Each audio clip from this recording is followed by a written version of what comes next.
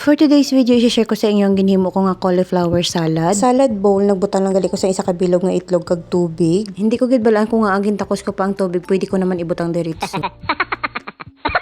Mahimo gali ko diri sang liquid breathing mix nga i-coat ko sa cauliflower. Ginhalo ko gali maayo ang itlog kag ang tubig bago ko nag-add sang asin. Kag gin-add ko naman dayon ang mixed Arabic spices kag duha ka klase nga paprika. Pagkatapos ko gimbuta ang mga pampalasa, ginhalo-halo ko lang maayo. Pagkatapos nag-add na dayon ko sang olive oil kag isa ka kutsara nga harina. Pagkatapos ko gimbutangan sang olive oil kag harina, ginhalo ko na laman liwat. Pagkatapos gimbutan ko na dayon ang cauliflower. Pagkatapos ko butang sang cauliflower, gitakloban ko lang siya tapos gin-shake. Mas dalian gali ko sang amo ni nga paghalo kay para coat gid tanan. Kung na-coat na sang liquid breathing mix ang cauliflower, gimbutan ko na dayon siya sa may air fryer. Baligin air fryer ko galin siya for 25 minutes. Una nga time is 15 minutes, ikaduha nga time is 10 minutes na lang. Wala ko gali siya gintaymiran sakto gid nga 25 minutes kay basi 15 minutes pa lang luto na. Kaso nga lang pagkatapos ng 15 minutes, pag-check ko hindi pa luto, kaya nag-add ko sang 10 minutes. Katapos ng 25 minutes na luto na siya, kagin palamig ko na siya bago ko gimbutang ni mga gulay. Bali, nag-slice lang gali ko diri sang pipino, orange kag yellow nga bell pepper, carrots kag cherry tomatoes. Kag ginalo-halo ko lang pagkatapos gimbutang ako sang asin kag olive oil. Mas nami pa yun ko mayara sang dried oregano kaso wala gyapon kami sang stock. Bali, si sir lang gali ang magkaon sining cauliflower salad. Kitapos na kami nag-dinner, tapos late na siya nagpuli kay nag-overtime siya. Pagabot tabi ni sir, pamangkot ko siya kung ano kauno niya para sa dinner.